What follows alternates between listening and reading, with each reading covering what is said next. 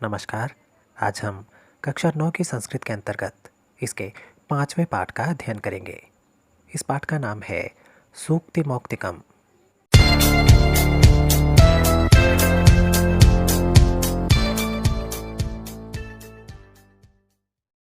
पाठ शुरू करने से पहले हम इसके शब्दार्थ को अच्छे से याद कर लेंगे ताकि पाठ के कठिन शब्दों का पता चल जाए और पाठ अच्छे से समझ में आ जाए। संस्कृत साहित्य में नीति ग्रंथों द्वारा नैतिक शिक्षाएं दी गई हैं जिनका उपयोग करके मनुष्य अपने जीवन को सफल और समृद्ध बना सकता है। ऐसे ही बहुमूल्य सुभाषित यहाँ संकलित हैं जिनमें सदाचरण की महत्ता, प्रियवाणी की आवश्यकता, परोपकारी पुरुष का स्वभाव, गुणार्जन की प्रेरणा, मित्रता का स्वरूप और उत्तम पुरुष के संपर्क से होने वाली शोभा की प्रशंसा और सत्संगति की महिमा आदि विषयों का प्रतिपादन किया गया है।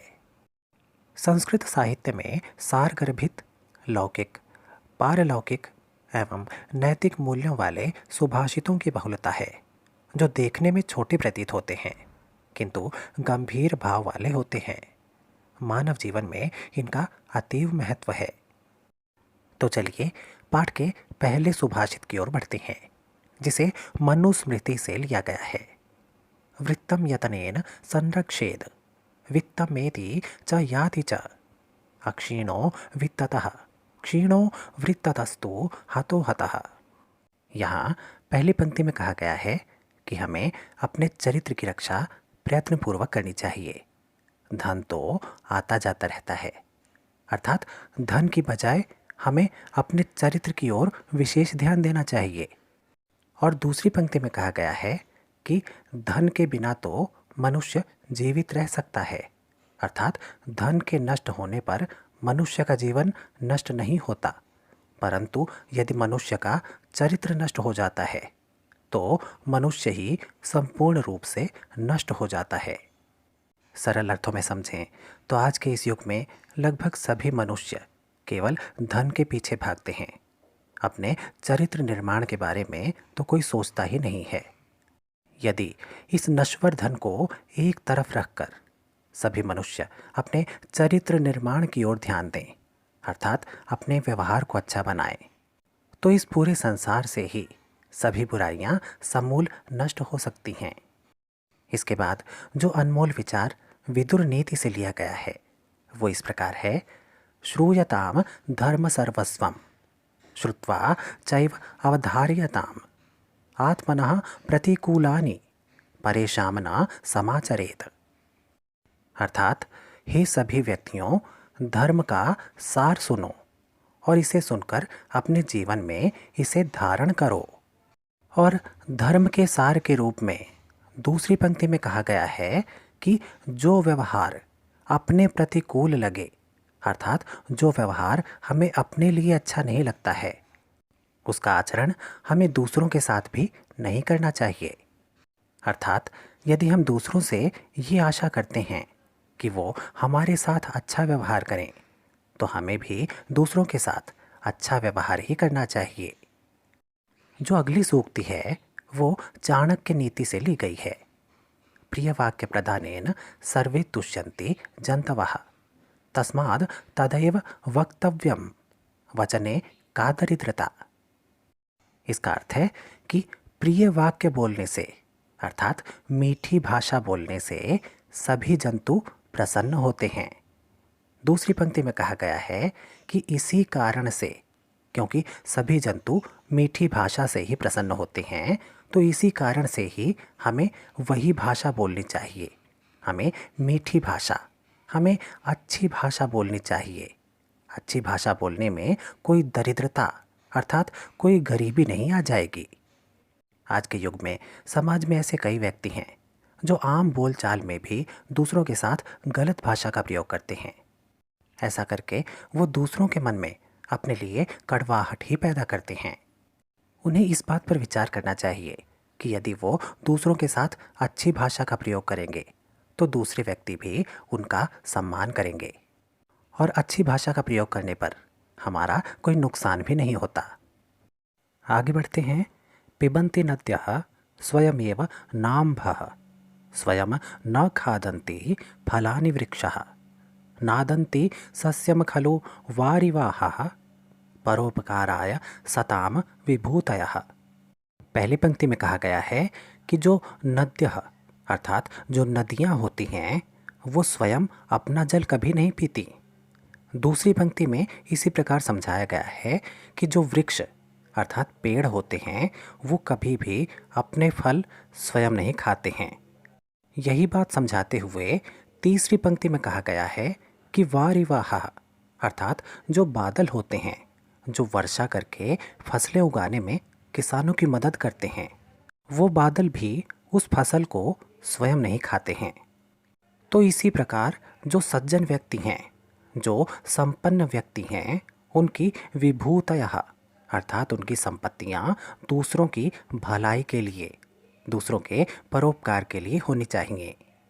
सरल अर्थों में समझे तो जिस प्रकार नदियां अपना जल स्वयं नहीं पीती, वो दूसरों की प्यास बुझाती हैं। जिस प्रकार वृक्ष अपने फल स्वयं नहीं खाते, वो दूसरों की भूख मिटाते हैं।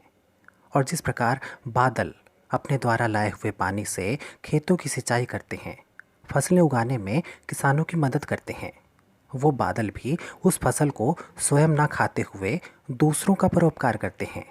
तो इसी प्रकार जो उत्तम व्यक्ति हैं, उनकी संपत्तियाँ, उनकी समृद्धियाँ दूसरों की भलाई के लिए होनी चाहिए। अगली अनमोल सूक्ति जो कि मृच्छकटिकम से ली गई है वो इस प्रकार है।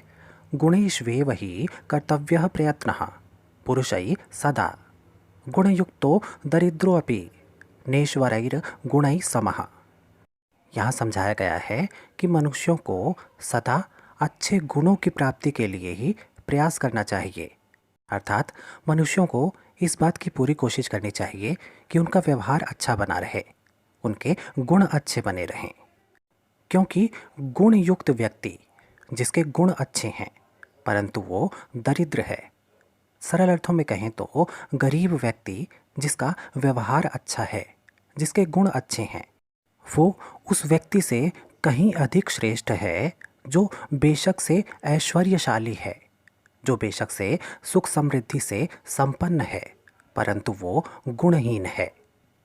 यानी कि एक तरफ यदि एक गरीब व्यक्ति है जिसके पास धन संपत्ति की कमी है परंतु उसका व्यवहार अच्छा है, और दूसरी तरफ एक अमीर व्यक्ति है जिसके पास धन संपत्ति की कोई कमी नहीं परंतु उसका व्यवहार अच्छा नहीं है, तो इन दोनों व्यक्तियों में से निश्चित रूप से वही व्यक्ति श्रेष्ठ माना जाएगा जिसका व्यवहार अच्छा है और जिसके पास बेशक से धन संपत्ति की कमी हो परंतु वो व्यक्ति गुणवान है, उसके गुण अच्छे हैं। नीति शतकम से अगली सूक्ति है। आरंभ गुर्वी क्षयिणी क्रमेण लघ्वी पुरा वृद्धिमति च पश्चात दिनस्य पूर्वार्ध परार्ध भिन्ना छायेव मैत्री खल सज्जना नाम। इसका अर्थ है कि एक छाया जो आरंभ में तो लंबी होती है परंतु धीरे धीरे क्षय होती जाती है, अर्थात धीरे धीरे घटती जाती है, और दूसरी छाया जो आरंभ में तो छोटी रहती है परंतु बाद में धीरे धीरे बढ़ती जाती है। दिनस्य पूर्वार्ध परार्ध भिन्ना अर्थात दिन के पूर्वार्ध और परार्ध की तरह, अर्थात पूर्वाहन और अपराहन के समय की तरह। ध्यान दें, पूर्वाहन दोपहर 12 बजे से पहले का समय होता है और अपराहन दोपहर 12 बजे के बाद के समय को कहा जाता है। तो यहाँ समझाया गया है कि जिस प्रकार दिन के पूर्वार्ध और परार्ध की छाया भिन्न होती है, अलग अलग होती है, दिन की इसी छाया की तरह ही जो अच्छे और बुरे लोग होते हैं उनकी मित्रता भी इसी प्रकार की ही होती है। जो बुरे व्यक्ति होते हैं उनके साथ की गई मित्रता आरंभ में तो बड़ी आकर्षक जान पड़ती है, सब कुछ बहुत ही अच्छा प्रतीत होता है, परंतु धीरे धीरे जब उनकी बुरी आदतें, उनका बुरा व्यवहार हमारे सामने आता है तो धीरे धीरे वो मित्रता कम होती चली जाती है। और दूसरी तरफ जो अच्छे व्यक्ति होते हैं उनके साथ मित्रता धीरे धीरे आगे बढ़ती है। शुरुआत में इनकी मित्रता इतनी आकर्षक नहीं लगती, पर जैसे जैसे हम उनके अच्छे गुणों के बारे में, उनकी प्रतिभा के बारे में जानते हैं, वैसे वैसे उनके साथ हमारी दोस्ती पक्की होती चली जाती है। आगे बढ़ते हैं। यत्रापि कुत्रापि गता भवेयुः हंसा महिमंडल मंडनाय हानिस्तु तेषां हि सरोवराणाम येषाम मरालई सह विप्रयोगः। इसमें कहा गया है कि हंस इस पृथ्वी तल पर, इस महिमंडल यानी कि इस पृथ्वी पर कहीं भी चले जाएं, वो उसकी शोभा को ही बढ़ाते हैं। मंडनाय का अर्थ है सुशोभित करने के लिए। हंस इस महिमंडल अर्थात इस पृथ्वी की शोभा को बढ़ाने के लिए इसके किसी भी तल पर चले जाएं, उन हंसों का कोई नुकसान नहीं। हानिस्तु तेषाम ही सरोवराणाम। हानि यानी नुकसान तो उन सरोवरों का है, उन तालाबों का है। ये शाम मरालई सह विप्रयोगः, जिन तालाबों का उन मरालई यानी कि उन हंसों के साथ विप्रयोग हुआ है। विप्रयोग का अर्थ होता है वियोग हो जाना या साथ छूट जाना। यहाँ हंसों की तुलना उन गुणवान व्यक्तियों के साथ की गई है जो चाहे कहीं भी चले जाएं, अपने अच्छे गुणों के द्वारा दूसरों को भी अच्छा बना लेते हैं।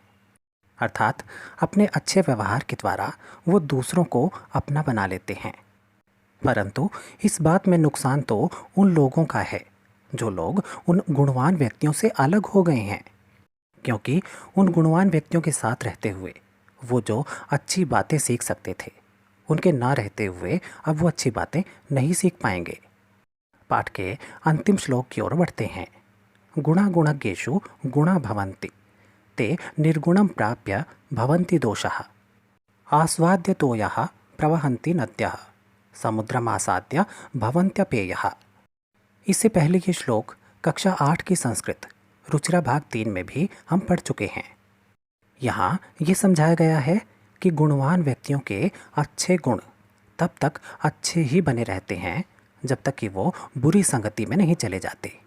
बुरी संगति में जाने के बाद उनके गुण दोष में बदल जाते हैं। एक उदाहरण देते हुए इस बात को समझाया गया है कि जब नदियाँ पर्वतों से निकलती हैं तो उनका जल पीने योग्य रहता है, उनका जल स्वादिष्ट रहता है, परंतु समुद्र के जल में मिलकर उन नदियों का जल पीने योग्य नहीं रह जाता, उनका जल खारा हो जाता है। इसलिए अपना व्यवहार उन नदियों के समान बनाइए जो पर्वतों से निकलती हैं, जिनका जल पवित्र माना जाता है। अपने आप को समुद्र के जल जैसा न बनाएं, जो नदियों के पवित्र जल को भी खारा बना देता है। इसी प्रकार के कई बुरे मित्र हमारे जीवन में भी आते हैं, जिनकी संगति में जाकर हमारे अच्छे गुण दोष में बदल जाते हैं। अर्थात उनकी बुरी संगति में रहकर हम भी बुराइयां सीख लेते हैं। हमें ऐसे बुरे मित्रों से बचकर रहना चाहिए। तो ये था कक्षा 9 की संस्कृत का 5वां पाठ सूक्ति मौक्तिकम। आशा है आपको ये पाठ अच्छे से समझ में आ गया होगा। धन्यवाद।